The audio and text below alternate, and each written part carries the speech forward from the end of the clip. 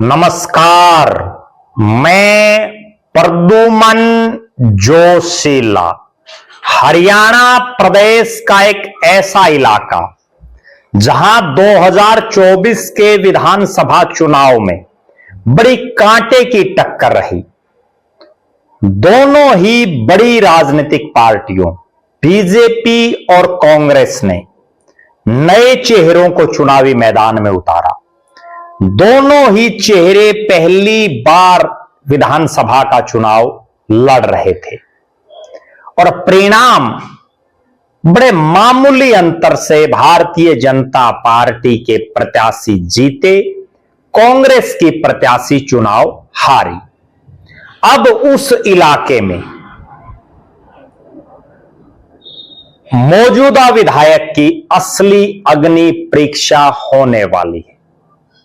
हम चर्चा कर रहे हैं चरखी दादरी विधानसभा क्षेत्र की। जी हां, चरखी दादरी जो विधानसभा क्षेत्र है, वहां के विधायक सुनील सांगवान की असली अग्नि परीक्षा 11 तारीख को होगी और बिल्कुल स्पष्ट हो जाएगा कि जीत खुद के दमखम पर थी या पिता के सहारे ही हुआ था बेड़ा पार।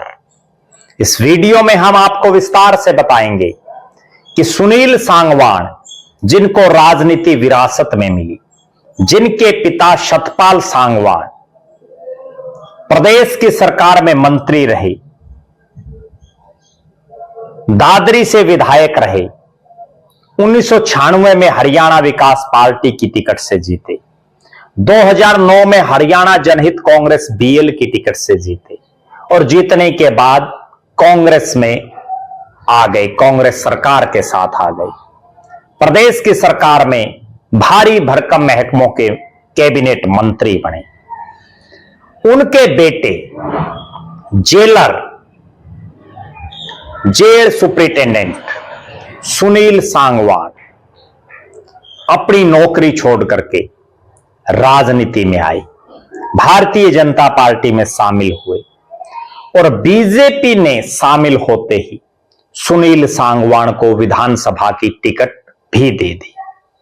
उनके सामने कांग्रेस ने चुनावी मैदान में उतारी पढ़ी लिखी डॉक्टर मनीषा सांगवान को। बड़ा कांटे का मुकाबला और आज भी उस इलाके के लोगों की जुबान पर यह बात है कि अगर कांग्रेस के ही नेता डॉक्टर मनीषा सांगवान की डट करके मजबूती से मदद करते तो वो कई हजार वोटों से चुनाव जीतती। और ये चर्चाएं बार बार उठती रही हैं, पिछले लगभग 18 महीने से लगातार चल रही हैं। और सुनील सांगवान, जिनके पिता सतपाल सांगवान, जो 1996 से सक्रिय चुनावी राजनीति में है, कई चुनाव लड़ चुके हैं, हारे भी जीते भी, अपना खुद का उनका एक रसूख रहा और बुढ़ापे में उन्होंने खुद की बजाय अपने बेटे को राजनीतिक तौर पर आगे बढ़ाया और उनका जो एक फैसला अपने बेटे को राजनीति में स्थापित कर गया। अब ये जो 11 तारीख है, यानी 11 अप्रैल का दिन, दादरी में विकसित दादरी रैली का आयोजन किया जा रहा है। अनाज मंडी दादरी में दोपहर 12 बजे चरखी दादरी के विधायक सुनील सतपाल सांगवान आयोजक हैं और मुख्य मेहमान हरियाणा के मुख्यमंत्री नायब सिंह सैनी हैं। सतपाल सांगवान के जीते जी उनके बेटे सुनील सांगवान विधायक बन गए। विधायक बनने के कुछ ही समय बाद सतपाल सांगवान का देहांत हो गया। अब यह बड़ी रैली ये तय कर देगी कि सुनील सांगवान में कितनी राजनीतिक सूझबूझ है, सुनील सांगवान में खुद में कितना राजनीतिक दमखम है, या जो अपने राजनीतिक जीवन की उनकी पहली जीत रही उसमें पूरा श्रेय उनके पिताश्री को ही जाता है। क्या पिताश्री के सहारे ही उनका बेड़ा पार हुआ उस चुनाव में, यह भी स्पष्ट हो जाएगा। 11 तारीख का दिन दादरी की धरती, कितनी तादाद में लोग पहुंचते हैं, अपने आप में यह बहुत बड़ा सवाल है। दादरी से विधायक बनने के बाद सुनील सांगवान का यह पहला शक्ति परीक्षण है। केंद्र में बीजेपी की सरकार है, हरियाणा में बीजेपी की सरकार है, भिवानी महेंद्रगढ़ लोकसभा जिसमें दादरी हल्का आता है वहां सांसद बीजेपी का है। दादरी जिले में 2 हल्के हैं, दोनों ही हल्कों में बीजेपी के विधायक हैं। दादरी से खुद सुनील सांगवान विधायक हैं। तो सरकार के दमखम पर मुख्यमंत्री की इस रैली में कितने लोग पहुंचते हैं, यह बहुत बड़ा सवाल है। सुनील सांगवान की हल्के में कितनी लोकप्रियता है, उसका अंदाजा भी इस रैली से चल जाएगा। क्योंकि अब से पहले जो उनका शक्ति परीक्षण हुआ, जो उनकी अग्नि परीक्षा थी विधानसभा चुनाव में, उस समय उनके सिर पर अपने पिता सतपाल सांगवान का हाथ था। अब पता चलेगा कि कितना राजनीतिक कौशल और कितनी राजनीतिक सूझबूझ, कितना दमखम है सुनील सांगवान में। हमारी नजरें 11 तारीख की इस रैली पर निरंतर हैं। हम आपको हर अपडेट से रूबरू करवाते रहेंगे। प्रदेश के मुख्यमंत्री हरियाणा के जिन विधानसभा क्षेत्रों में बीजेपी के विधायक जीते हुए हैं, वहां जा जाकर के रैली कर रहे हैं। बाडड़ा में भी उन्होंने रैली की।